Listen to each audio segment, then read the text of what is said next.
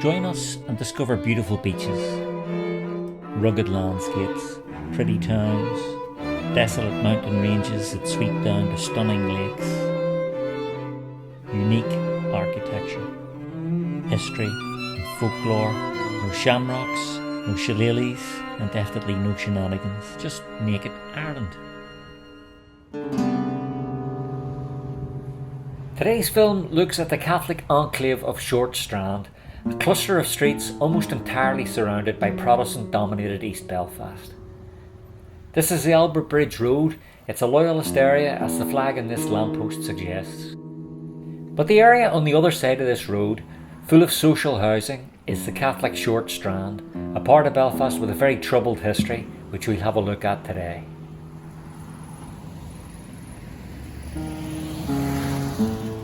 And there's the city centre in that direction. As you can see, most of this housing immediately in front of us is relatively new and typical of much of Belfast's inner city regeneration.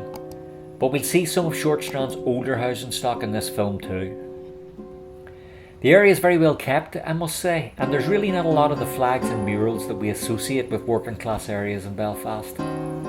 You may have seen my other films on Sandy Road, The Village and Protestant East Belfast, where flags and sectarian murals are still very prevalent. I was expecting more of the same here, but was pleasantly surprised. There are some murals here though, and we'll see a couple of those later. So how did such a Catholic enclave come about in what is Protestant and largely Unionist East Belfast? Well, the majority of people who settled here in the 19th century came from rural County Down and arrived in Belfast, as did their Protestant neighbours, to take up employment in its mills and burgeoning shipbuilding industry. The first flag that I encountered here was on Mulpottinger Road, a Manchester United flag. As we continue down Madrid Street, we come in sight of the infamous Peace Line. It's decorated here so as to make the best of a bad deal, with bits of artwork. Again, nice to see local artwork rather than paramilitary murals. But as we look down Bryson Street, we see the extent of this interface that keeps the two communities separated. This whole area on both sides of the divide is called Ballymacarrot, and to explain why these walls are required, it's necessary to know the area's dark history. The more recent troubles in this area that have caused these walls to be erected was in fact nothing new.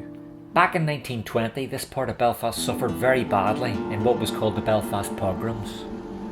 These events were incited by Unionist press who claimed that Catholics were taking the jobs of Protestant workers in Belfast and that they had no right to employment. Unionist and Orange leaders made speeches further supporting these assertions, some of which was bigoted and highly sectarian and probably not helpful to repeat here. The repercussions of this hate speech was terrifying, and I'll go into it in a bit more detail in a minute. But first we go up Beachfield Street to look at the first mural I encountered here. Again, not a sectarian mural, but an image of presumably local residents, and a poem perhaps written by a local person proclaiming their pride in the community. But perhaps more poignant is the one beside it, showing two young people representing Protestant and Catholic shaking hands with the inscriptions, "No More."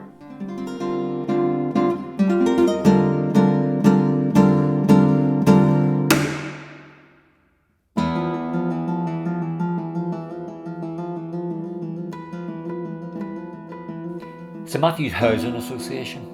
St Matthew's is the name of the local Catholic church, and the saint's name is synonymous with this area, as you'll hear in a minute.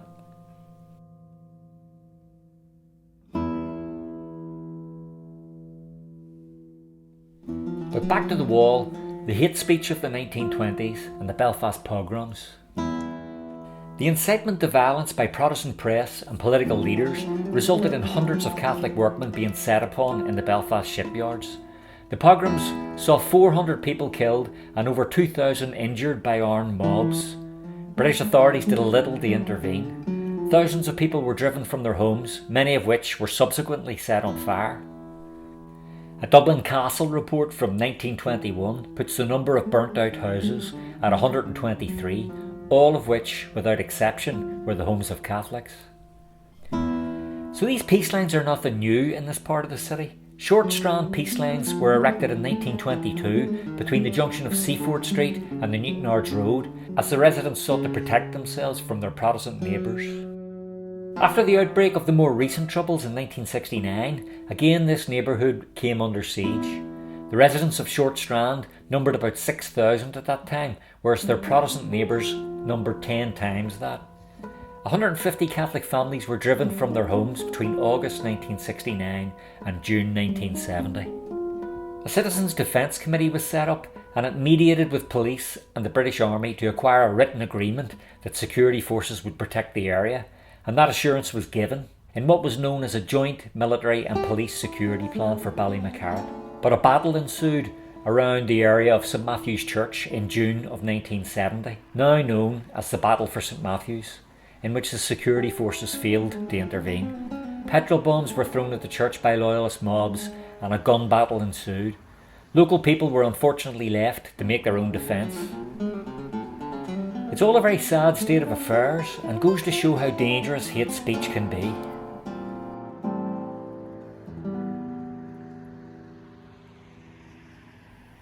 And there's one of the mighty cranes at the shipyard towering over the area. We're now on the bottom of the Newtownards Road, on the other side of Short Strand from the part that we entered.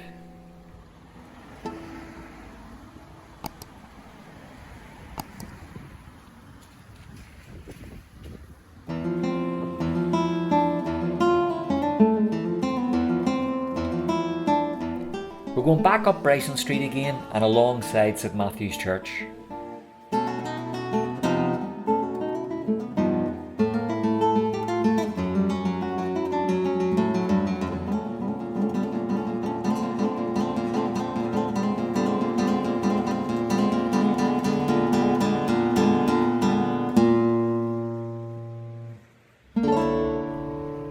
And here we see the gates of the Short Strand Newtownards Road entrance.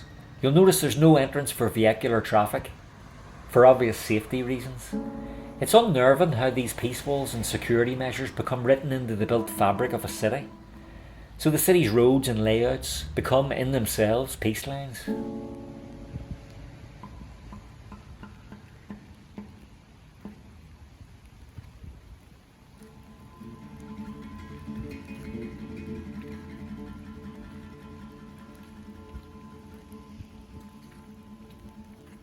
So we're now on the Mount Pottinger Road again, which runs the width of Short Strand from the Albert Bridge Road to the Newtownards Road. Again, the estate looks well kept. It's a place that has obviously developed positively since the peace process in 1998, but there still is occasionally sectarian tension in this area.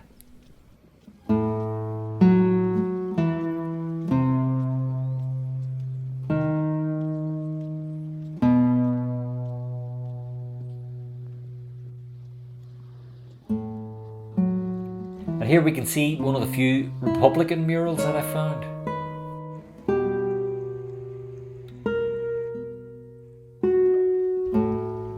And then this mural on Beachfield Street devoted to the GAA.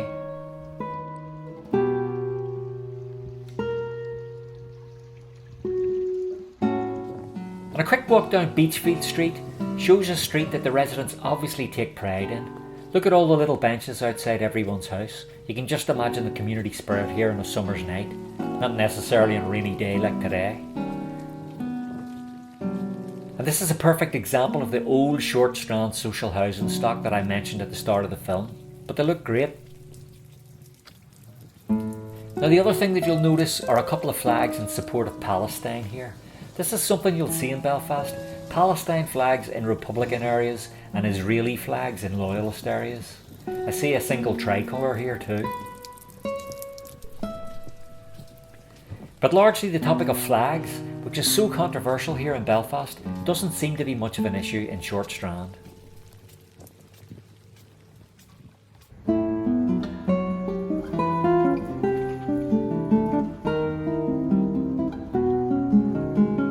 Again, this bar bears the name of St Matthew's as well.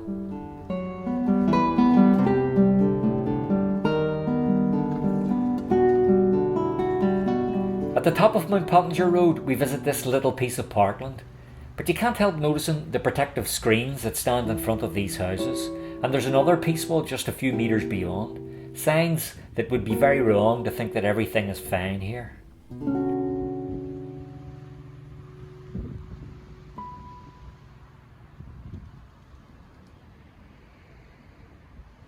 Finally, we drive up the Albert Bridge Road end of Mount Pottinger Road and look at this lovely red brick terrace right on the interface. God knows what you'd pay for houses like this in London. There's a bit of a bump in the camera there as we go over some ramps, and then we're back in front of some 1980s style terraces.